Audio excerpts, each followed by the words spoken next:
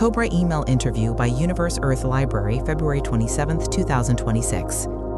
We are very pleased that Universe Earth Library is able to invite Cobra to take part in a written interview with the lightworker community in China. Over the years, China has faced many challenges, both within the lightworker community itself and within the broader social environment. Through this interview, we hope to strengthen communication and interaction between Cobra and lightworkers in China, build a smoother bridge for future cooperation, and better understand each other so that more light can be anchored in China and across the Earth. This interview was organized through an open call for questions. We invited lightworkers in China to participate by submitting questions, so everyone can be part of how this dialogue takes shape. If your question was not selected, please do not feel discouraged. Every sincere question has value and deserves to be seen, and it may return in different forms in the future to those who need it most. Given that the lightworker community in China has accumulated many mistakes and unpleasant experiences in the past, we would like to clarify the following. Universe Earth Library does not represent any individual, group, or organization. We position ourselves solely as an information platform, focused on organizing and sharing content. We encourage everyone to maintain independent thinking and rational discernment, and to extract key points that support clear understanding and communication, so they can be referenced and cross-checked. Once again, we sincerely thank Cobra for participating in this exchange, and we also thank every contributor who submitted questions and took the time to read. May this written interview serve as both a bridge and a light, helping our community reduce misunderstandings, deepen mutual understanding, and move forward with less friction and more practical progress. Planetary situation. Questioner: the surface lurker humanity entanglement anomaly, is it possible that we will see meaningful progress after March this year? Cobra: significant progress is not likely so early. It will take a little longer. We would like to ask about the intelligence update mentioned in the End of Darkness update on June 12th last year. The light forces are now clearing a very dark network about which nothing could be said until now. That network originates from another universe, is the source of cosmic evil, and is entangled with the lurker and with the dark energy. Is there any intelligence you can share regarding the very dark network and the source of cosmic evil? No. In your update on November 11th last year, you mentioned when ATVR/Ventla descends to Earth, very interesting things will happen. Is there any part of the progress of this operation that you can disclose at this time? No. Is it possible that we will see major developments this year that even the general public can clearly feel? Yes, that is definitely possible, but not guaranteed. Recently, many people have been buying up silver, leading to shortages of physical silver and rising precious metals prices. Will this process continue until the event, and could it accelerate the timeline toward the event? Price of silver is very volatile because it is being manipulated, but in the long term, price will definitely increase. Timing of the event does not depend on the price of silver, but exponential rise of silver pieces is an indicator that we are getting closer. Is there any the light forces operation behind the recent surge in silver prices? No, it is a natural response of collapse of trust in the system. Regarding the light forces intervention on the surface, is the progress going smoothly? Is there any intelligence you can share at this time? It is definitely not going smoothly. When I have any substantial news I can share, I will do so in my blog. What is the current status of the Brotherhood of Death, Illuminati, and Black Nobility? Do they still have significant influence? Yes, isn't it obvious? Are there any further developments regarding Aldebaran's plan involving Trump and Elon Musk? Operations continue behind the scenes. Nothing can be said publicly. What publicly shareable results have Aldebaran's achieved so far? Push towards disclosure in February. In your update on November 11th last year, you mentioned Pleiadians have communicated that they wish to do a mass display of their fleet of motherships to the surface population, and they may or may not do that in the near future. Is there anything we can do to help accelerate this process, such as using aquamarine meditation to connect with the fleet, or burying aquamarine? Connect with the Pleiadians in your meditations. At the Kyoto Ascension Conference last year, you mentioned Aldebaran's plan, which roughly described Aldebarans would disguise themselves as surface military personnel, take control of a small country, and then use a TV station to begin broadcasting disclosure information. Is this plan still a possible option to be implemented? Is the likelihood of using this scenario currently high? This is still a possibility. Before the event happens, is it possible that a financial collapse could occur first and trigger the positive quantum financial system to come online earlier? How likely is that scenario? That is a very unlikely scenario. In the update on December 26 last year, you mentioned there is a war between the light and the dark for the planetary energy grid, and a war for the timeline. Is the light forces currently gaining the upper hand? The light forces are slowly gaining the upper hand. In your update last November, you mentioned that we would see several kinds of advanced technologies this January. Have any of those technologies been released yet? If so, what are they? All those plans either failed or were delayed. China situation. What is the current status of Red Dragon in China? Have they made good progress? They are still keeping a very low profile as it is not safe. Have Western esoteric traditions and Eastern Taoism and Buddhism ever had any mutual exchange or cooperation? Yes, there was contact, especially in India during Gandhara and Gupta periods. Regarding the Chinese classic novel Dream of the Red Chamber, there have long been differing views in academia and among the public. From what you understand, is its core authorship more likely to be the work of a single person or the result of multiple authors continuing and compiling it over time? Also, is the claim that Dream of the Red Chamber used Ming Dynasty history as an allegory in its early formation credible? It is a work of a single author connected to the Blue Dragons. Ming history was used in the novel as a code. What is the story of Nuwa repairing the sky actually about? There are also claims that the stone Nuwa used to repair the sky was beryl. Is that true? It is a legend of restoring cosmic balance, similar to Egyptian goddess Ma'at. The I Ching is often seen as a tool for observing and projecting future trends. Can the light forces use the I Ching to identify the most stable and fastest course of action for the planetary situation and the event? I Ching in most cases reflects projections from subconsciousness and is not reliable enough to be used by the light forces. In Chinese culture, people burn joss paper, as well as paper houses and everyday items, even smartphones for deceased relatives, and they also burn joss paper for deities. Do the deceased or these so-called deities actually receive what is burned? What is the deeper meaning behind this practice? It is an offering that creates a spiritual connection and purification. Minerals related. You have mentioned that North Carolina emeralds in the United States can connect with St. Germain's New Atlantis plan. I would like to understand the deeper significance behind these emeralds and whether they can also provide direct support for manifesting the event. They carry the codes of the New Atlantis and strengthen the connection between St. Germain and USA. Regarding Somali emeralds, we understand that they need to be used with caution. Could you share some beginner-level ways for lightworkers to work with Somali emeralds? It is advised that only people that are very experienced in energy work use Somali emeralds. In the information you shared about emeralds, I noticed that even within the same mineral type, different localities can correspond to different energetic connections and symbolic meanings. In that case, for stones like aquamarine or morganite, can different localities also lead to noticeably different energetic connections and functional characteristics? Yes, in some cases, but the difference is less than with emerald. Phenica from Myanmar is described by some people as the highest vibrational frequency crystal on Earth. What do you know about this stone that you can share with us? Phenica from Russia can have even higher vibration. It seems that most members of the beryl family have gradually been introduced to lightworkers, and they are quite powerful on an energetic level. However, Heliodor has not been mentioned.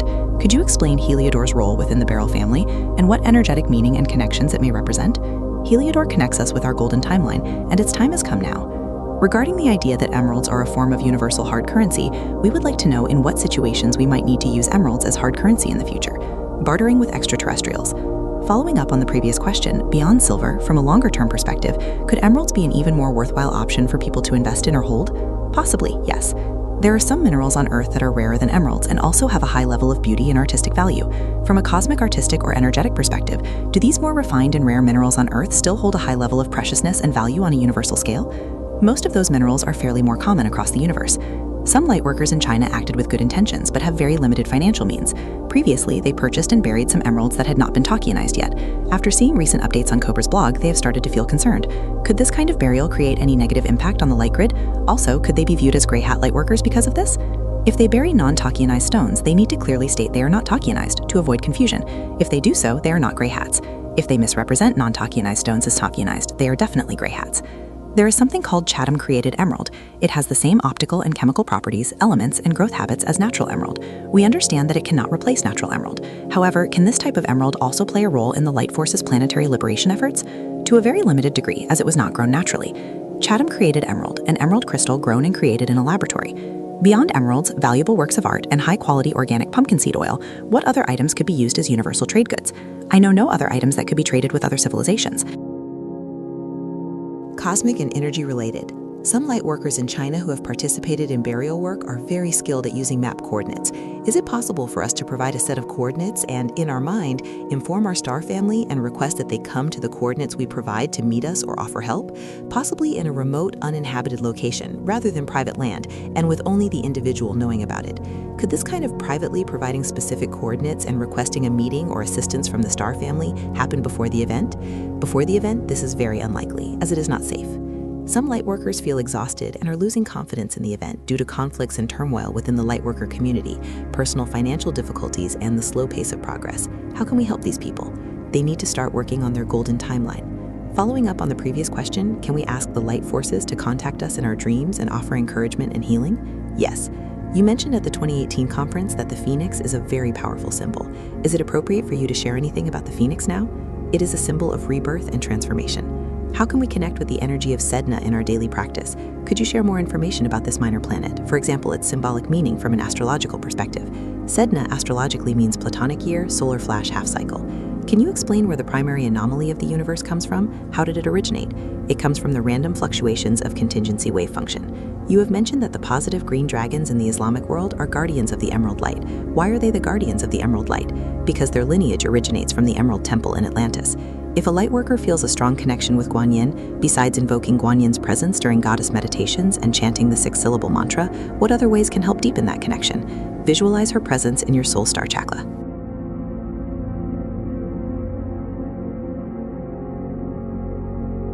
The event and the future. In recent years, short-form video culture has become widespread, and the internet is also full of influencers and live streamers who deliberately create fake or misleading information to gain attention and traffic. In the early stage, right after the event begins, have the light forces prepared new ways to address this issue? Will our internet systems experience any temporary dysfunction? During the event, internet may be temporarily offline. In your update on September 4th last year, you mentioned the event/liberation plan is now undergoing a major upgrade and optimization. Does this mean that what lightworkers need to do during the event might change? We would like to know whether the approach of preparing a large number of printed flyers about the event and handing them out on the streets during the event would still be helpful, or whether the light forces have already developed more efficient strategies to respond to the early stage after the event begins. Basic approach is still the same. After the event, will we need to use certain methods to recover all of our past memories, or will the memories that were forgotten from past lives gradually return even if we do nothing? They will gradually return on their own, but also special techniques for past life recall will be shared by the light forces. Many sacred sites that are considered important anchor points for goddess energy, such as ruins or temples, have been damaged to varying degrees throughout history. After the event, do the light forces have any plans to restore these goddess energy sacred sites, such as ruins or temples? Yes, they will restore many of them. After the event, how will the Ascension Mystery School operate? Will it be completely different from the educational model of schools as we know them today? They will be more like ashrams. After the event, will people on Earth only be able to act according to the light force's predefined process and timetable? For example, evacuation arrangements after the pole shift, and then traveling to the Pleiades or Aldebaran? Or will there also be freer and more diverse options, such that we could leave Earth before the mass evacuation and take a personal interstellar journey or make other choices? There will be much freedom of choice within certain operational restraints. Other questions. If a lightworker feels chronically exhausted due to interpersonal interference and chooses to act quietly and independently with less social interaction, could that actually help them focus their energy and fulfill their mission more effectively? Yes. I have noticed that lightworkers argue because they understand and interpret Cobra's messages differently. Could you offer some suggestions to help them communicate more rationally and reduce internal conflict? Simply decide not to engage in conflict. Some claims say that demons are sealed in the Vatican's underground basement. Is this simply a rumor, or is there actually something there beneath the Vatican? Demons sealed beneath Vatican have already been cleared. Varanasi in India is said to be a place of liberation from the cycle of life and death. There are many mysterious rituals there, and people from across India hope to spend a final stage of their lives there.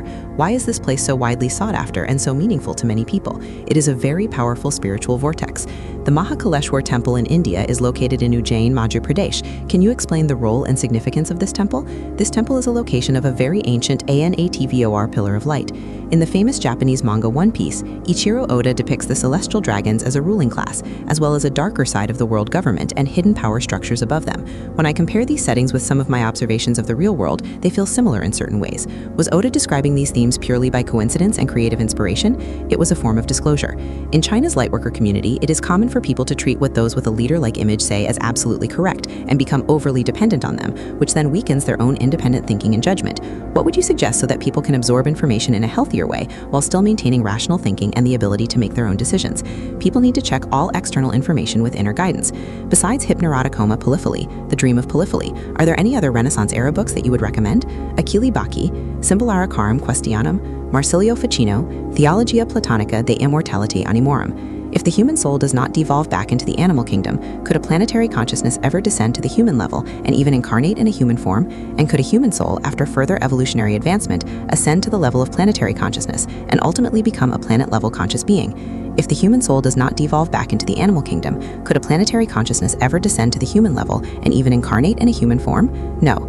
And could a human soul, after further evolutionary advancement, ascend to the level of planetary consciousness and ultimately become a planet-level conscious being? Yes.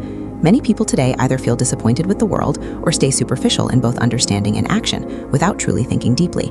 As a result, they often do not know what they can do or how to improve their lives, and some even give up learning because they feel limited by surface-level knowledge.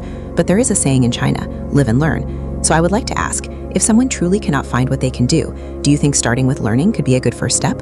Yes. As we come to the end of the interview, I'd like to remind everyone that sometimes misunderstandings can arise due to translation differences, or because Cobra-related information is shared through personal, subjective interpretations. For that reason, if you have any questions or uncertainties about Cobra messages, I recommend visiting Cobra blog to read the most accurate and complete original text. Link. Or you can also refer to the Chinese translations of Cobra's latest updates on our website. We provide bilingual English-Chinese content there to help everyone understand Cobra messages more accurately. Many lightworkers in China have been eagerly looking forward to the completion of this written interview. As we reach the closing part of the interview, if possible, we would also love for Cobra to share some thoughts, advice, or a few words of encouragement for the lightworkers in China. Start connecting with your golden timeline, connect with your soul, and situations will soon start getting better. Thank you so much, Cobra, for completing this interview with us. This has been a genuinely uplifting experience for the lightworker community in China. We are nearing the finish line. Victory of the light.